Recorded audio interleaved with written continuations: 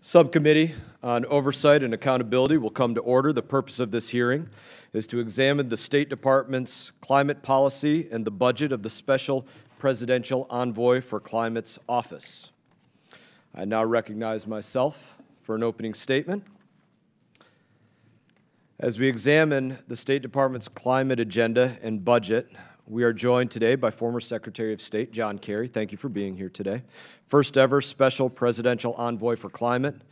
Mr. Kerry, you're sitting in a newly created position, but from all of the research that I've done, in 2 years, you've largely managed to avoid any real oversight or accountability in that position. Now, my community cares about this as an issue. We sit on Florida's East Coast. We felt the consequences of environmental disaster. I'm a member of the Bipartisan Climate Solutions Caucus, a co-chair of the Roosevelt Conservation Caucus, and I believe that it's critical that we do work to defend our environment, clean air, clean water, public health.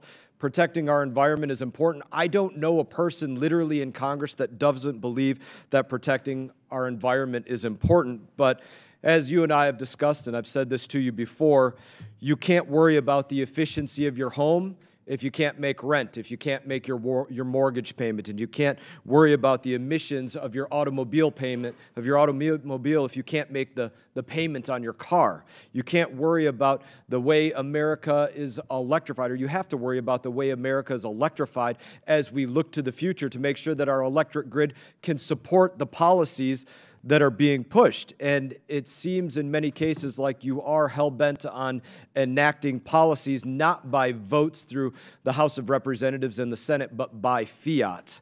Secretary Blinken has said that your leadership will be indispensable in weaving climate into the fabric of everything we do at State Department. Personally, I don't believe that climate should be the focus of every part of diplomacy, which is the job of the State Department. And I believe that we probably disagree about that, but regardless, it is clear to me that you, even having served as a longtime senator, you are willing to push the envelope of what it means to live in a constitutional republic in order to get the agenda that the administration sees enacted. And no matter how somebody watching this hearing feels about climate change, I believe that that should be of large concern to them. This is my chief concern about your office. You're serving on the National Security Council, but you're not confirmed by the Senate. In your previous role as Secretary of State, you unilaterally entered our nation into some of the largest agreements, like the Joint Comprehensive Plan of Action, the Iran nuclear deal, unilaterally bound Americans to set standards that would dramatically increase their cost of living or affect their way of life in the Paris Climate Accords. And I believe that speaks volumes about your overarching philosophy as it applies to governing and what you're doing now as what some people have called the climate czar. Mr. Kerry, nobody voted for you in this body. It seems like, once again, the rules don't apply to the president's inner circle. He has called you his best buddy. That brings me to my second concern that I want to speak about today, and it's just basic levels of transparency, the mechanisms of transparency in government that your office has not participated in to be accountable to the people. Every time you travel to a climate summit or King Charles' coronation or the wedding of the Crown Prince of Jordan, you're supposed to document the carbon emissions generated by your trip. Your office has failed to do so. You're supposed to produce an organizational chart of your office. Your office only did so when there was a lawsuit filed and filled in none of the names of the people that work in your office. You ignore most congressional requests for documents, have ignored those from the House Foreign Affairs Committee and the House Oversight Committee for months.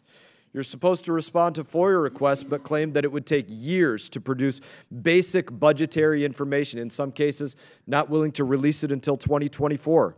You're supposed to be clear about the work that you do on behalf of the American people, but you don't have a landing page on the State Department's website. I don't believe this is how you fulfill the White House's promise to bring transparency and truth back to government.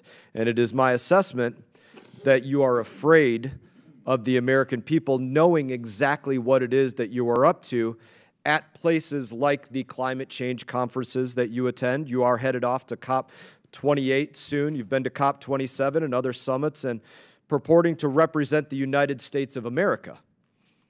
But you're not representing the United States of America's people, in my opinion. I believe that you are representing a far-left radical agenda. Those are my beliefs. But the truth is because of the lack of transparency, no one really knows exactly what it is that you are representing. So in that, I'm going to turn it over to my colleague, Ranking Member Crow, or I don't know if you want to turn it over to Mr. Meeks first or not, but I will turn it over to you for an opening statement.